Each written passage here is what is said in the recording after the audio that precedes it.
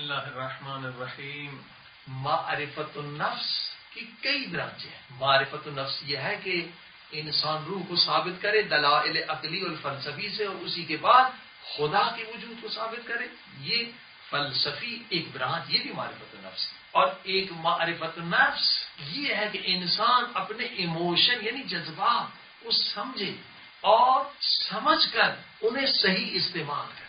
اگر ایموشن کا علم ہم نے حاصل نہیں کیا، یعنی اسلامی سائیکولوجی یعنی ایموشنز کا علم بہت ضروری. اس انرجی کو آپ پھر اپنی اصلاح کے لیے، دوسروں کی اصلاح کے لیے استعمال کر سکتے. لیکن اگر آپ اپنے جذبات کو نہ سمجھیں اور جذبات آپ کے اوپر حاکم ہو جائیں تو آپ کی یہ زندگی بھی برباد ہو جائے گی، آخرت کی زندگی برباد ہو جائے گی. مثال کے طور پر آپ دیکھیے ایموشن غصہ ہے نا، آپ اس کو نہ سمجھ پائے، کیا ہوا؟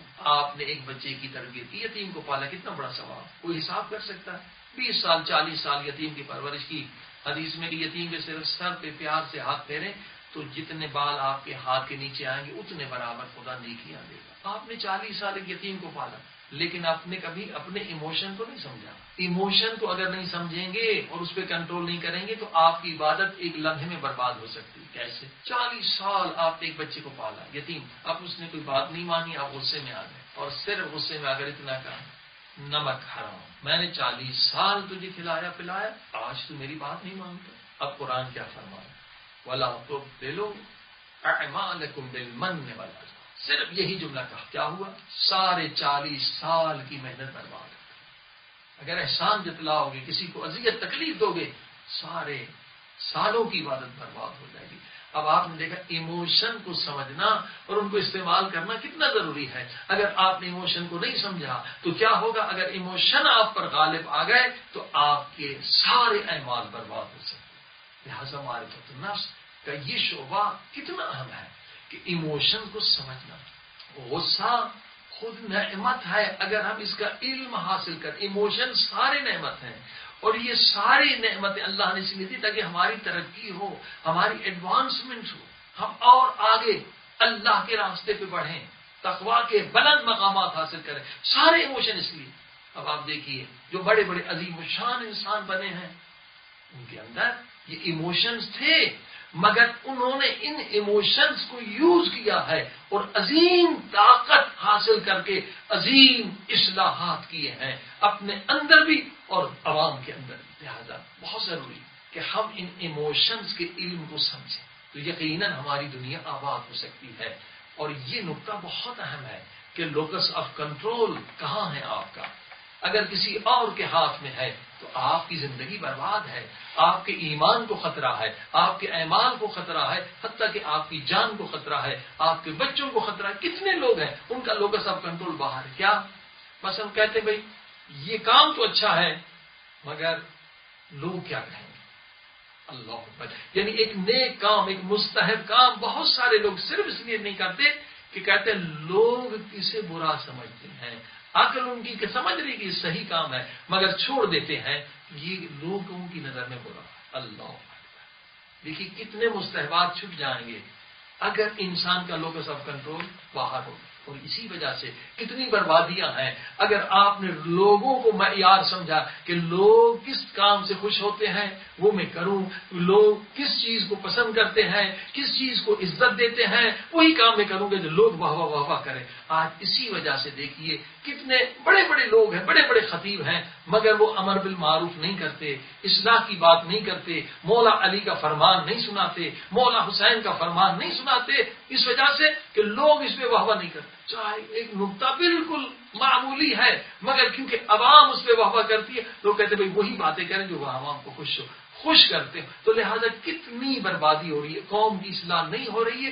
یہی کہ لوکس آف کنٹرول باہر. اگر عوام آپ پہ کنٹرول کر رہے ہیں تب بھی آزاد نہیں ہے. اگر پیسہ آپ کو کنٹرول کر رہا ہے تب بھی آزاد نہیں ہے.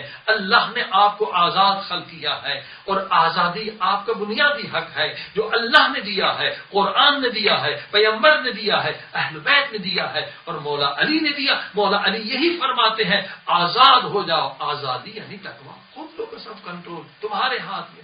اور اسی مسئلے کو جو آج کی ریسرچ ہے، آج دنیا کی ساری یونیورسٹیوں نے نتیجہ نکالا کہ اصل خوش وہی لوگ ہیں، کامیاب ترین وہی لوگ ہیں جن کے پاس خود اپنے پاس کنٹرول ہے، جو اپنے ایموشن کو سمجھتے بھی ہیں، استعمال کرنا بھی جانتے ہیں، کنٹرول کرنا بھی جانتے ہیں۔ جن کا کنٹرول دوسروں کے ہاتھ میں ہے وہ بیچارے آزاد نہیں ہیں۔ اسی چیز کو حضور پاک صلی اللہ علیہ وسلم نے 1400 سال پہلے بتایا۔ کیا فرمایا؟ الریاء ہوا شرک، فرمایا ریاکاری پورے کا پورا شرک ہے۔ اگر تم ریاکار اور لوگوں کی وجہ سے عمل کر رہے ہو تو کوئی عبادت نہیں ہے، تم مشرک ہو۔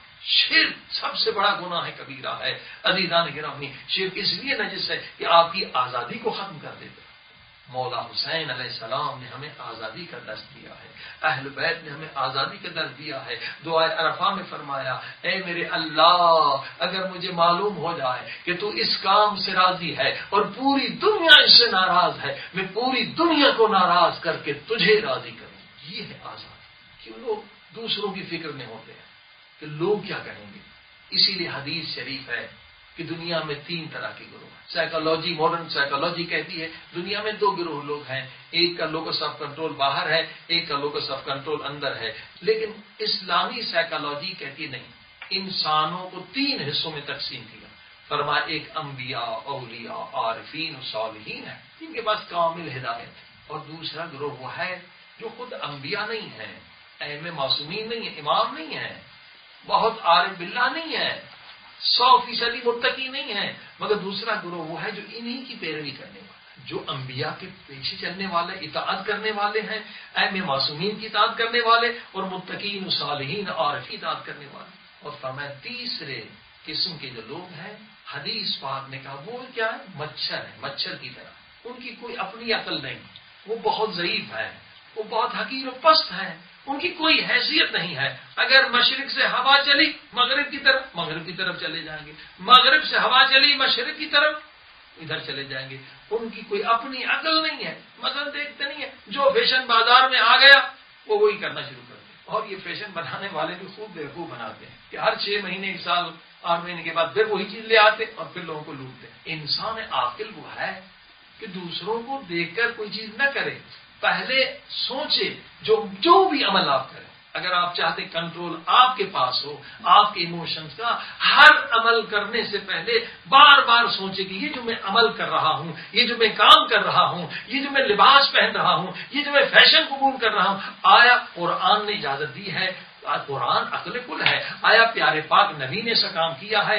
اگر خواتین ہیں تو دیکھیے بھی فاطمہ زہرا سلام اللہ علیہا نے یہ کام کیا ہے، مولا علی نے کیا، تو بسم اللہ۔ اور اس کے بعد اپنے عقل سے بھی سوچے یہ کام عقل کے مطابق ہے۔ یقیناً قرآن عقل ہے، حدیث عقل ہے، پیغمبر عقل کل ہے۔ سب سے پہلے حضور پاک کو خدا نے خلق کیا، اسی لیے کہ اول ما خلق اللہ العقل، اول ما خلق اللہ نوری، عقل نور یہ ایک ہی حقیقت ہے۔ تو انسان اس کے بعد وہ عمل انجام